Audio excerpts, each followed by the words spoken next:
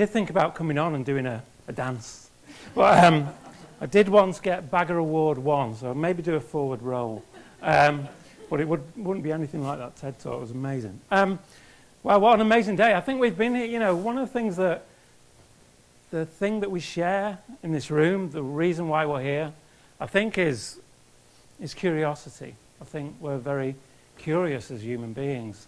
And when you're curious, you take things apart, you ask questions, you ask why is something that way, you take things apart and put them back together in different ways. And curiosity often leads to new things and things that you've never seen before.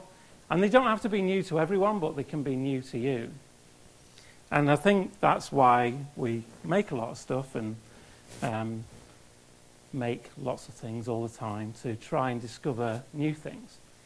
So many years ago, new to me was the work of Saul Bass. He was this amazing. How many people know Saul Bass's work? So yeah, a few of you. So Saul Bass was an amazing American graphic designer, an absolute legend, died in '96. And I was really into Alfred Hitchcock movies. And because I was into Alfred Hitchcock movies, Saul Bass did a lot of, well, 3. He did 3 title sequences for Alfred Hitchcock. And so I started to obsess about Saul Bass, and I ended up doing a website, and it kind of got my name around. And but then what happens is a lot of the time you do the research on these things, and it leads to other things. So because I was interested in Alfred Hitchcock, it then led to Saul Bass. And now I spend crazy amounts of money on like anything to do with Saul Bass. So this is like a paperback book that's like I paid like 50 quid for. So I do stuff like that because I love Saul Bass, and it sort of inspires me, and I think we should be inspired by heroes. But then when you do more research, you realize that it leads to other things, as I said. And so Saul Bass did this really amazing title sequence for Vertigo, one of Hitchcock's probably masterpiece. Vertigo is a really incredible film. Now, when I watched the title sequence for this, I realized there was these crazy spirals going on. And I saw that it was created by Saul Bass, no surprise, it was really fantastic. But then when I started to, you know, because I'm curious, because we're all curious, I started to delve into how did Saul Bass make, this is like in the 50s, how did Saul Bass make these crazy spirals? And then when I did a bit more research, I realized that Saul Bass had a collaborator, and his name was John Whitney. And John Whitney was this crazy pioneer of computer graphics. He's an American. And this was like in the 50s. And what John Whitney did, he took an anti-aircraft gun, like you do, took an anti-aircraft gun and decided to use that to make graphics with. I mean, it's just, we're doing that every day. I mean, who hasn't done that today, you know? Anti-aircraft gun makes some graphics, fantastic. So that's what John Whitney did, and he is now the forefathers of computer graphics, doing amazing stuff. So I started to look at the work of John Whitney and how did he even come up with these algorithms to make these amazing spirals.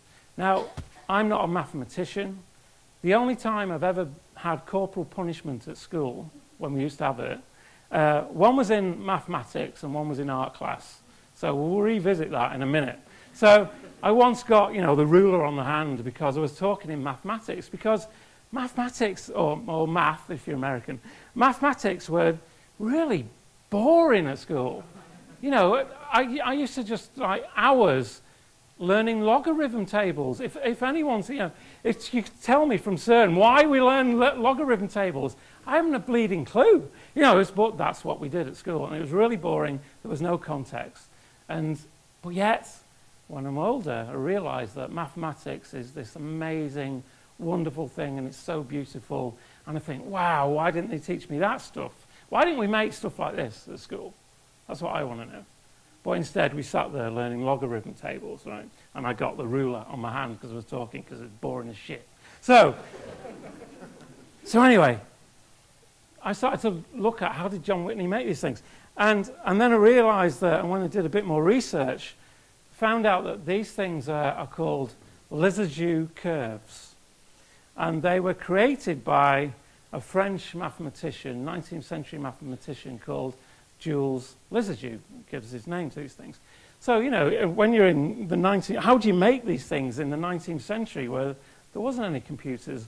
And Jules Lissajous created this thing by using a combination of mirrors attached to tuning forks that bounced a beam of light and created these curves. And you think, I always blows my mind, this kind of stuff, because you think, God, you know, we've all got these amazing machines, all of us here now, these amazing machines in our pockets at home, and we're telling everyone what frickin' sandwich we had. You know, so, you know, which is fine. But why aren't we doing this kind of, you know, this guy had to get mirrors and tuning forks, bounce a beam of light. It's like, you know, God, we could do that in a bloody app, you know, but we're instead, you know. But anyway, I think it's all part of the process. It's not that it's bad tweeting what sandwich you had. It's okay. So honestly, you can continue to do it. It's fine. So this is a Lissajous curve, okay? So, and well, there's many, many types of Lissajous curve, and this is a typical Lissajous curve. So I did what, you know, if you don't know about code and mathematics and stuff like me, but I'm a bit of a programmer and a bit of a hacker, you do what comes naturally and you steal other people's code. That's what you do. You go on Google, it just tells you everything. How do I make a Lissajous curve? Right, you take this code, okay, right, and you recreate it. So I created a program that would make these Lissajous curves. I didn't need tuning forks and mirrors and beams of light because I had, you know, a Mac. So, which was handy. So you make these Lissajous curves, and you know, you get various shapes like this, which are kind of, you know, beautiful and stuff. But I realized that when I was playing with this stuff, that something amazing happened, and I realized that this image that I made was actually a metaphor, a visual metaphor for certainly my creative process, but maybe everyone's creative process. Maybe a metaphor for kind of how we live. If you know, I'm going to be that big. It's TED. Screw it. So, you know, and what I find, you know, and so I was doing this thing, and I was doing these sequences of Lissajous curves, you know, for no apparent reason, just to, you know, maybe let's see what happens. The world ain't going to end. So, and what I love about these, so they go from left to right, top down, and you know, they're all quite similar, and they go from like. And what's great about these, what I love, is the difference between each one is a factor of 1. There's a variable, a parameter inside these things, and the only difference is the number 1. So they increase by 1 each time. So you can see it all. Yeah. Pretty. Yeah, they look up, and like. Holy shit! You know, what is that? You know, it's like that thing, and then whoa, and then and that what? One difference, wow. And then it kind of carries on. And I realized that part of, you know, a creative process, a lot of it is about iteration. And you iterate and iterate and iterate, and you play with this stuff, and oftentimes this stuff is ugly, and there's mistakes, and you know, there's a lot of talk today about mistakes. But eventually you know that maybe somewhere around the corner is this thing, or this thing, or this thing, out of the mess and the chaos. And these are actually still quite beautiful because they're kind of symmetrical. So, but somewhere you want to get to this. Now, when I showed you this slide, you probably, you know, which ones did you look at? It's probably not that one. It's probably that one, that one. That's what your eyes were drawn to. We're drawn to the differences. And as people, we should be trying to create these differences in everything we do. So it's about constantly making things all the time to try and get to this. And sometimes it might take years to get to this. And you might do lots of stuff, and you never get to this. But it's the hope that you might get to that, or something like it. Something like that, which, you know, comes from the same algorithm as that one. Now, the other thing as well, you've got to realize as well, what if the next one here that I didn't do, what if that was the most amazing image you've ever seen? It was so amazing it made you cry, it changed your life, but yet I didn't get to it. I'd stop. You know, and the problem is, you know, it's like, oh, I'll never know. It could have been amazing. But the problem is that we have constraints, and constraints are good. And those constraints are usually time and money. Okay? So that's what this one here would have been amazing, but I just ran out of time and had to go somewhere else. So sometimes you get stuff like this. Now, in order to get stuff like this, we need to make things all the time. We need to experiment. Right now, I'm obsessed with one particular thing, and that's my Makerbot, which is, by its definition, is a thing that makes other things. It's a 3D printer. I built this back in January of last year. It's called a Thingomatic, which is so sexy as a name. And recently I put LED lights in it as red, which means you can't photograph anything inside it anymore, which was a bit of a bummer. But, so it creates objects out of nothing. So you design something, right? And then pieces of plastic appear. It's like science fiction now. This is the future. This is Star Trek. And this is in my house, right? So rapid prototyping and 3D printing have been around since the 80s, but now you can have this stuff in your house, right? Which is blows my mind, okay? So after a year of, you know, making, you get something like this. Basically, lots of crap. So, you know, that no one ever wants. So the first thing you do, you make the Stanford Bunny. This is like a legendary 3D object in 3D graphics. So everyone prints the bunny. You got to print the bunny. It's like a passage to go through when you got a Makerbot. And you print rockets and, you know, for no apparent reason. Cogs. I never used a cog. But, you know, you print this stuff out. And it's all, you know, we're all in those Lizard curves. We're all just noise and mess. And it's okay. It's all right. It doesn't matter that no one needs it. Or at this point, we're just playing around with stuff, seeing where it goes. And one of the things people print when they first get it is they print a Darth Vader helmet keyring. And if you look it up on YouTube, someone has made the Makerbot play the Empire Strikes Back music when it finishes making it, just with the motors. It's the geekiest thing you've ever seen.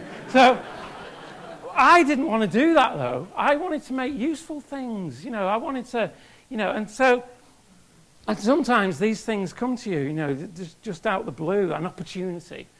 And so last year we had our kitchen redone. And in the process of getting my kitchen done, and often case, you know, you lose things that you used to have. And so, you know, we had our kitchen done, and then one Sunday morning, we're like, settle down, we're going to have some boiled eggs.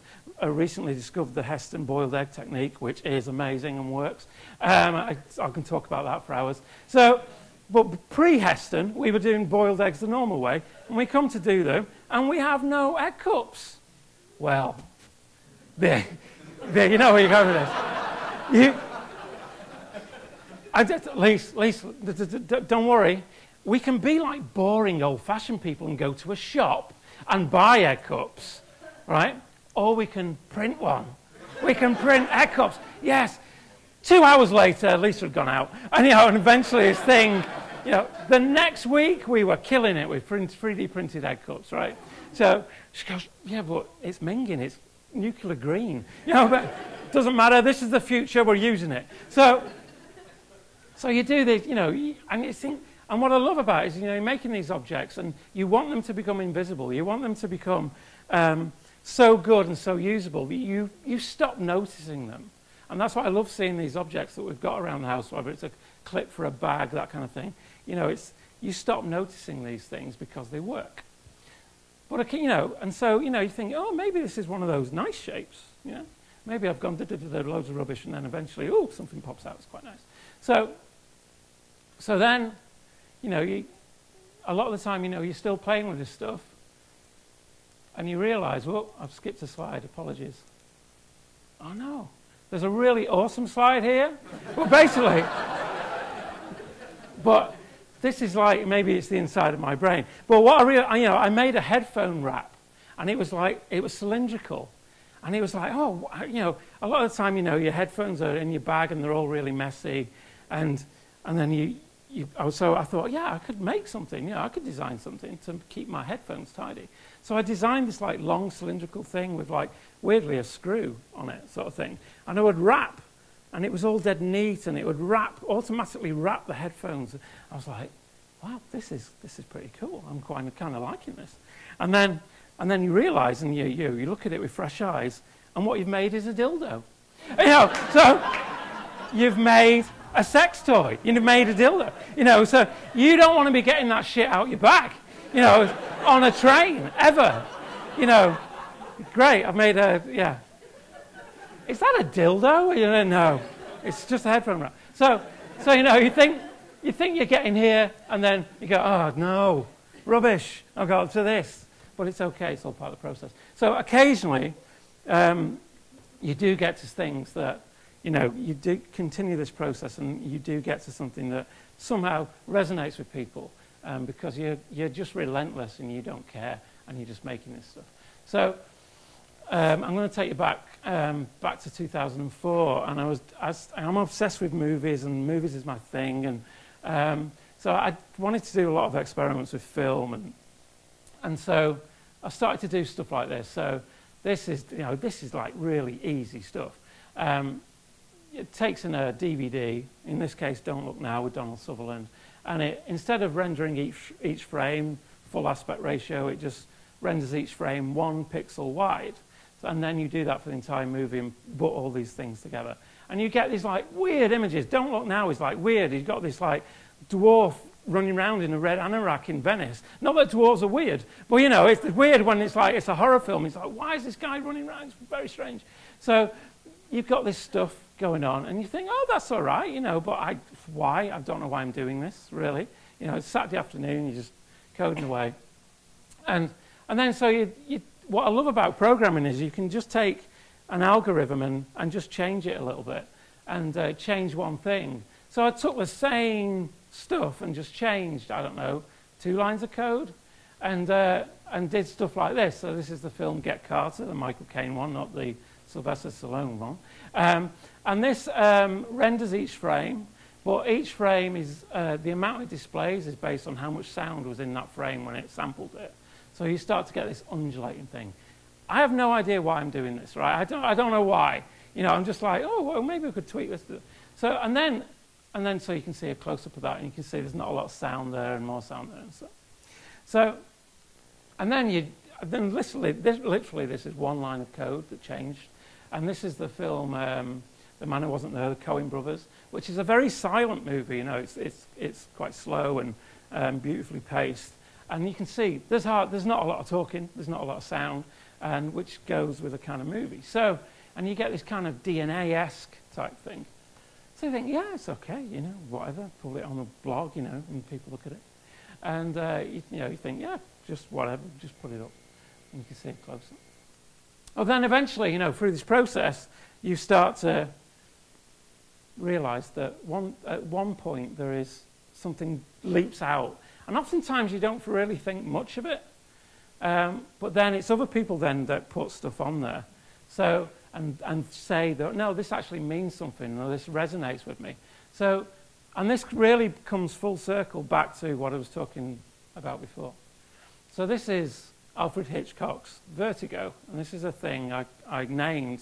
When you make something, give it a name, because then if you don't have a name, no one can talk about that thing. You can't have a conversation with that thing if you don't have a name. So you call it Dave if you want. I called it Cinema Redux, right? So I did this thing, and you know, it was written about in The Guardian, and you know, I put it on my blog, and you know, and it kind of, you know, for a few years was dipping in and out of blogs, and weirdly, Cinema Redux, if you look for that on the internet, you'll see it's become a style. This is what people call this thing. This is me dicking about on a Saturday afternoon. Seriously. And it's now become a thing. There's people done installations called Cinema Redux because it looks like this, right? Nothing to do with me, which, you know, I don't want any money from that. I'm kind of proud of that. So you do this thing, and this is a close-up, so you can see all the editing process and stuff. And you put this out there. It's really, really important to make this stuff, as well as making it, to publish it and to let people see it, to make sure that people see it. Otherwise, no one can talk about it. No one can criticize it. Put something out there to criticize, you're going to get lots of people hating it. Hopefully, you're going to get people loving it. So you put this out there, 2004. 2007, I get this email. Email's amazing. People complain about email. I think it's like this inbox. You get a lot of crap. But you also, and sometimes, in the same Lizard curve thing, you sometimes get these amazing emails, these words, these black pixels formed into words that you go, wow, what the hell? And I get an email from MoMA, Museum of Modern Art in New York, and I failed art at school, right? The only time I was ever hit by a teacher, well, it sounded like I was just getting beaten up all the time at school. I wasn't. Well, the only time I got hit by a teacher was in art class, right? And so I failed art, didn't get any art qualifications, left high school, and that was that. So I get this email from MoMA saying they're going to do an exhibition called Designing the Elastic Mind. We love Cinema Redux. Do you want to be in it? It was like, it was, yes, in 2 milliseconds. But actually, you're just staring at that thing, that screen for ages.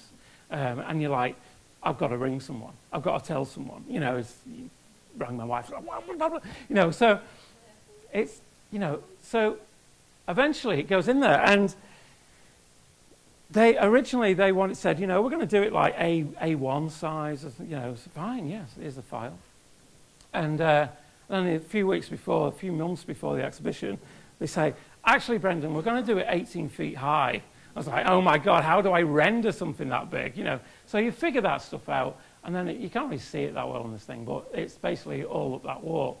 And we go to New York, and we go to the launch night, and I'm thinking, in my naivety, I'm thinking, maybe there'll be 250 people there, and we'll just swan round, And it was like 3,000 people. It took me 2 hours to get up to see my own work, up the escalator. So, and my wife is saying, couldn't you say something? You're the artist. It doesn't work like that. You're just like one of many artists in this exhibition. And then my brother-in-law is saying, what's all this crap in front of it? It's the other artists, respect their work, So, well, family are great. That's what family do, They just love you unconditionally. So, I'm nearly done. I know I'm way over time. But, and then they buy it for the permanent collection, but they don't buy it. They email you after and go, we want to use this in the permanent collection, so we'll have it forever. And, give us a price, or you can gift it. All right, so oh, God. So, do I charge for it? And if I do I seem like a douchebag? So I just emailed a friend who's got, similar work in there. He said, you just give it them. It's MoMA, who cares? And so it's now been I think it's been 2 exhibitions, and and they can use that forever and a day if they wanted to. And when we went to New York again, it happened to be it was being used again. And this is how geeky it gets, and so sad that you actually just hang around the corner, seeing if people what they're saying about your work. I took this picture. It's like, oh, what are they saying? What's they saying? So it's sad. Okay. So this process for me, I think this process really, hopefully, visually shows the things we have to go through to enable us to get to the beautiful stuff. There's a lot of bad stuff, as we've talked about a lot today. There's a lot of mistakes. There's a lot of things that go wrong. There's a lot of ugliness. But eventually, you try and end up in something that goes beyond this, and you end up with something, hopefully, beautiful. And I love this quote. You have to be looking for something in order to find something else. And I hope you find what you're looking for. Thank you very much.